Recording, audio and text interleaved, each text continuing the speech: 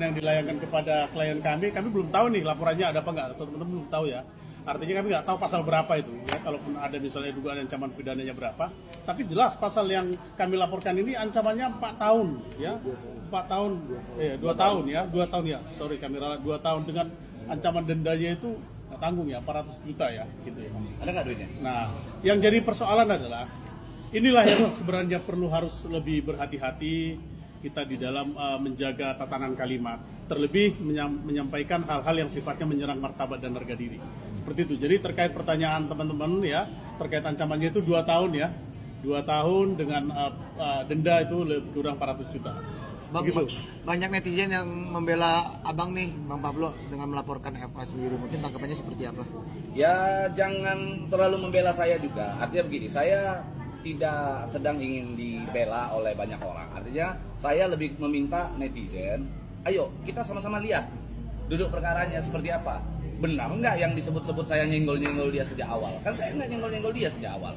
Saya nggak ada ngegangguin urusannya dia. Tapi dia nyenggol-nyenggol pribadi saya. Artinya siapa yang memulai maka dia yang harus mengakhiri.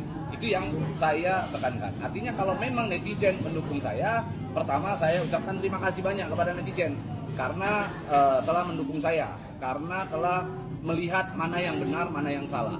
Netizen realistis kok. Saat ini netizen bisa menilai mana yang benar, mana yang salah. Nggak perlu diarahkan juga kan begitu. Artinya kalau dalam hal ini seperti apa pandangan netizen, kita kembalikan lagi kepada netizen itu sendiri. Bang, abang sebagai kuasa hukum juga sebagai sesama lawyer satu aliansi juga ya, Profesi. Ya satu profesi itu. Melihatnya gimana sih seorang lawyer yang harusnya fokus pada satu kasus, jadi merembet kemana-mana, jadi membawa persoalan pribadi, menyindir di sosial media, mengeluarkan kata-kata yang tidak pantas juga, dan ya itu menjadi kemana-mana gitu, tidak fokus pada satu kasus yang.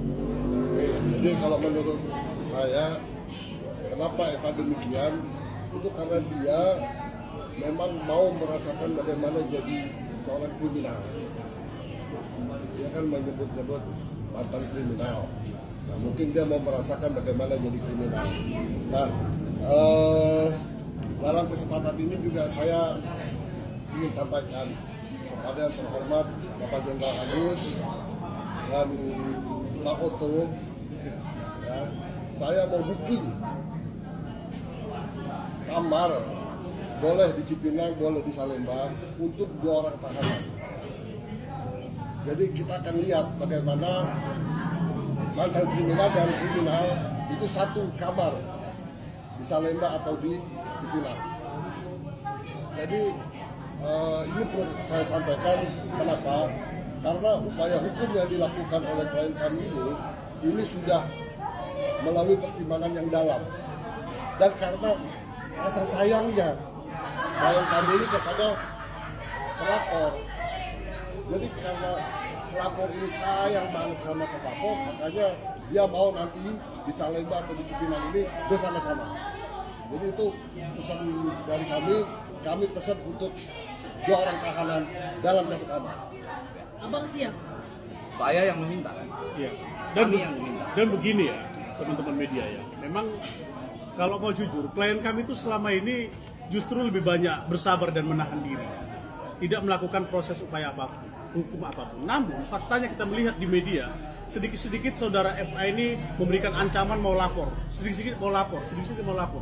Nah, saya pikir ini ada semacam satu arogansi yang sangat tinggi ya.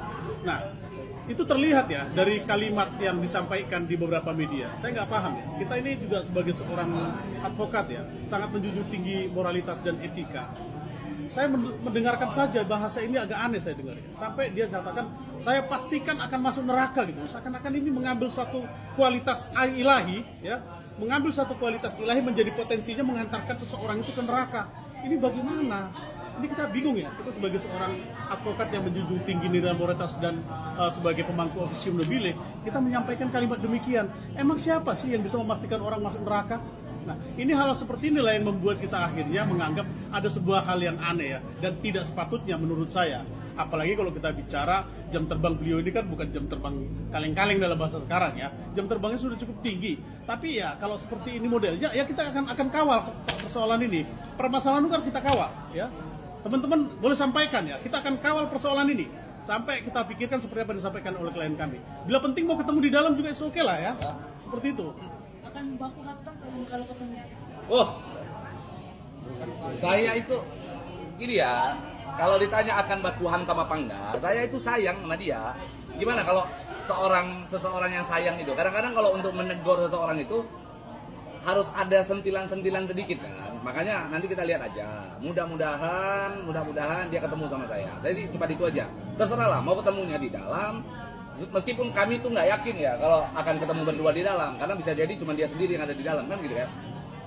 Kami nggak yakin, tapi mau ketemu di dalam, mau ketemu di luar, mudah-mudahan saudara FA jangan sampai Anda ketemu sama saya. Nah, itu aja poin kan.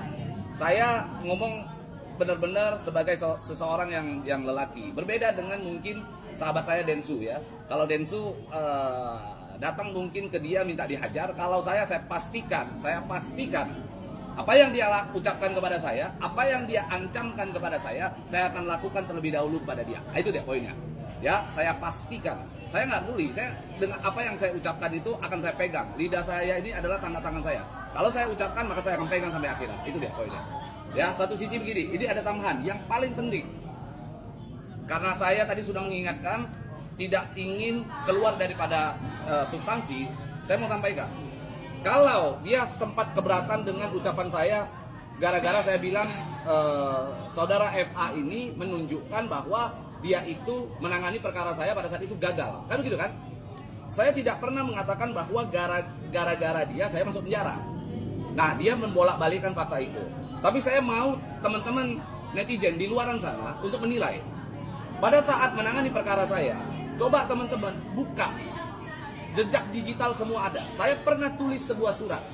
Yang mana surat tersebut digunakan untuk pembelaan terhadap perkara saya. Pembelaan terhadap saya terhadap perkara saya.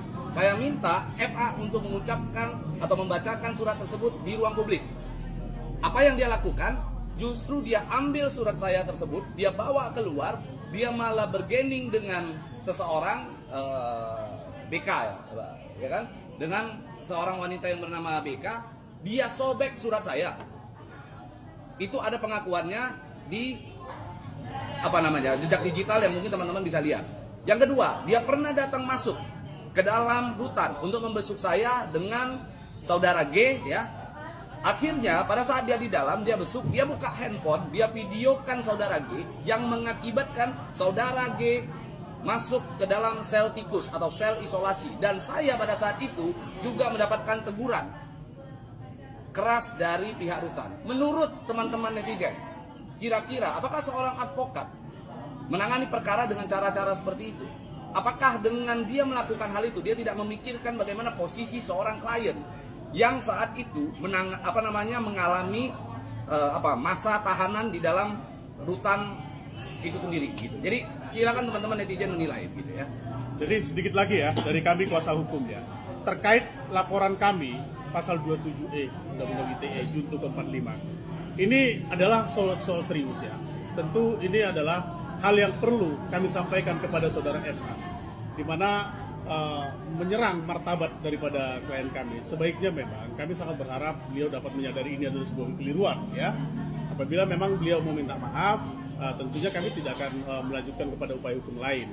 Karena apa? Kita paham ya teman-teman ya, Undang-Undang ITE pasal 227A itu, di mana memang di situ diatur pelaksananya adalah SK bersama ya, yaitu Kapolri, Kejagung dan Kemeninfo ya. Apabila memang kita tidak dapat membuktikan, pastinya memang nanti ini akan memiliki upaya hukum atau memiliki risiko hukum.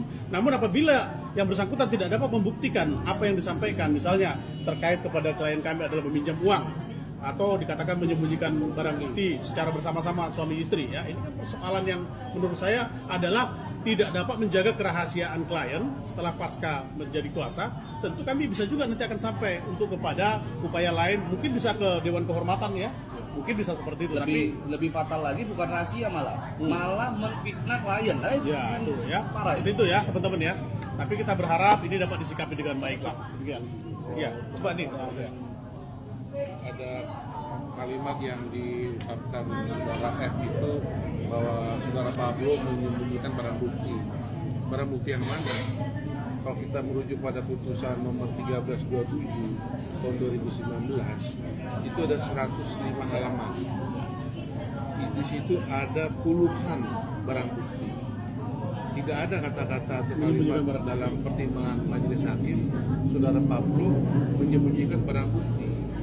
Di halaman berapa? Kami tidak menemukan itu. Jadi tolonglah, jangan mengada-ngada menyebarkan bahwa Pablo menyembunyikan barang bukti. Coba tunjukkan di mana di halaman putusan itu ada. Ya, nomor 1327 tahun 2019. Ya, oke. Saya kira itu ya. Cukup Bang. Iya. Cukup ya.